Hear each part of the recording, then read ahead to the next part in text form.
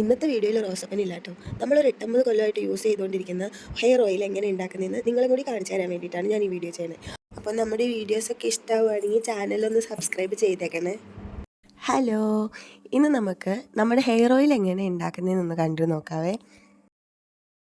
അപ്പോൾ ഇതിൽ എന്തൊക്കെയാണ് യൂസ് ചെയ്തിട്ടുള്ളതെന്ന് ഞാൻ ഓരോ സാധനങ്ങൾ യൂസ് ചെയ്യുമ്പോഴും അതിൻ്റെ കൂടെ പേര് കൂടി കൊടുത്തേക്കാം. അതുകൊണ്ട് സ്കിപ്പ് ചെയ്യാതെ വീഡിയോ മുഴുവനായിട്ട് കാണണേ.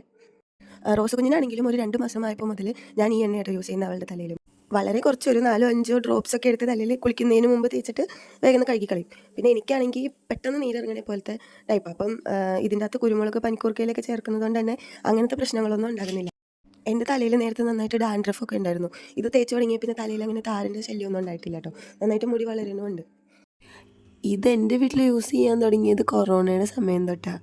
ആർക്ക് വേണമെങ്കിലും ഈസി ആയിട്ട് ഉണ്ടാക്കിയെടുക്കാം കേട്ടോ. കരിഞ്ഞു പോവോ അല്ലെങ്കിൽ മൂപ്പ് കൂടി പോകുന്നൊന്നും പേടിക്കൊന്നും വേണ്ട. ഞാനും തുടക്കത്തിലേ ഇങ്ങനെ പേടിച്ചിട്ടുണ്ടായിരുന്നു, പക്ഷേ കുഴപ്പമൊന്നും ഉണ്ടായിരുന്നില്ല. വളരെ ഈസി ആയിട്ട് നമുക്ക് ആർക്ക് വേണമെങ്കിലും ഉണ്ടാക്കിയെടുക്കാം. അപ്പോൾ ഇനി നമുക്കിത് എങ്ങനെ ഉണ്ടാക്കുന്നതെന്ന് നോക്കാം. നമ്മൾ യൂസ് ചെയ്യുന്നത് അടി കട്ടിയുള്ളൊരു പാത്രമാണ്. ഹൈ ഫ്ലെയിമിൽ ഇട്ടിട്ടാണ് ഉണ്ടാക്കുന്നത്. ഇതിൽ നമ്മളൊന്നും അരച്ച് യൂസ് ചെയ്യാത്തത് കൊണ്ട് തന്നെ ഇലകളായിട്ടുള്ള ഇൻഗ്രീഡിയൻസ് എല്ലാം ആയിരിക്കും കുറച്ച് കട്ടി കൂടുതലുള്ളത്. അപ്പോൾ നമ്മൾ ആദ്യമേ ആഡ് ചെയ്യുന്നത് അതായിരിക്കും. അത് കഴിഞ്ഞ് വളരെ കുറച്ച് സെക്കൻഡ് കഴിയുമ്പോൾ നമുക്ക് ചെമ്പരത്തി ആഡ് ചെയ്ത് കൊടുക്കാം. പിന്നെ ഈ ചെമ്പരത്തി പെട്ടെന്ന് കരിഞ്ഞൊന്നും പോവില്ല കേട്ടോ.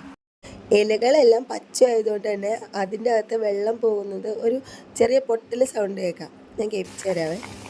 ഈ പൊട്ടുന്ന സൗണ്ട് നിന്ന് കഴിയുമ്പോഴത്തേക്കും നമുക്ക് സ്റ്റൗ ഓഫ് ചെയ്തേക്കാം. നമ്മുടെ പാത്രം നല്ല കട്ടിയുള്ളതായതുകൊണ്ട് അതിലിരുന്ന് കരിഞ്ഞു പോകാൻ സാധ്യതയുള്ളതുകൊണ്ട് ആ പൊട്ടുന്ന സൗണ്ട് കേൾക്കുമ്പോഴത്തേക്കും ഓഫ് ചെയ്താൽ കറക്റ്റ് പാകമായിരിക്കും.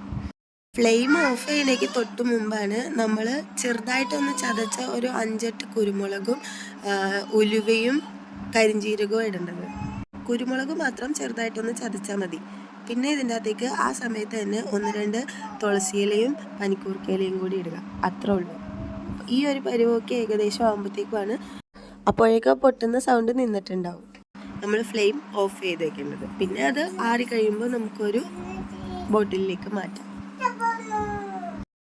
പുറത്തുനിന്നൊക്കെ എന്തെങ്കിലും ഹെയർ ഓയിലൊക്കെ വാങ്ങിച്ച് തേക്കുമ്പോഴത്തേക്കും നമുക്ക് എന്തെങ്കിലും ഒരു ടെൻഷൻ ഉണ്ടാവും. ഇതിലിപ്പോൾ 1-2 ഇൻഗ്രീഡിയൻസ് കിട്ടിയില്ലെങ്കിലും ഉള്ളത് വെച്ച് നമ്മൾ ഉണ്ടാക്കിയാൽ നമുക്കൊരു വിശ്വാസമാണല്ലോ. പിന്നെ നമുക്ക് പേടിക്കാതെ പറ്റാമല്ലോ തലയിൽ. അത് മാത്രമല്ല, ഒരുപാട് നേരത്തെ പരിപാടിയില്ല. എല്ലാ സാധനങ്ങളും ഉണ്ടെങ്കിൽ ഒരു 5-6 മിനിറ്റിൻ്റെ മെനക്കേട് മാത്രമേ നമുക്കുള്ളൂ. അത് വെച്ച് നോക്കുമ്പോൾ വലിയ കാശ് കൊടുത്ത് മേടിച്ച് തേക്കുന്നതിനേക്കാളും എന്തുകൊണ്ടും നല്ലത് നമുക്ക് വിശ്വാസം ഇത് തന്നെയല്ലേ. ഞാൻ എപ്പോഴും തന്നെ യൂസ് ചെയ്യുന്നത് തലയിൽ കുളിക്കണേക്ക് 1/2 മണിക്കൂർ മുന്നേ തേച്ചിട്ട് വാഷ് ചെയ്ത് കളയുക ചെയ്യാറ്.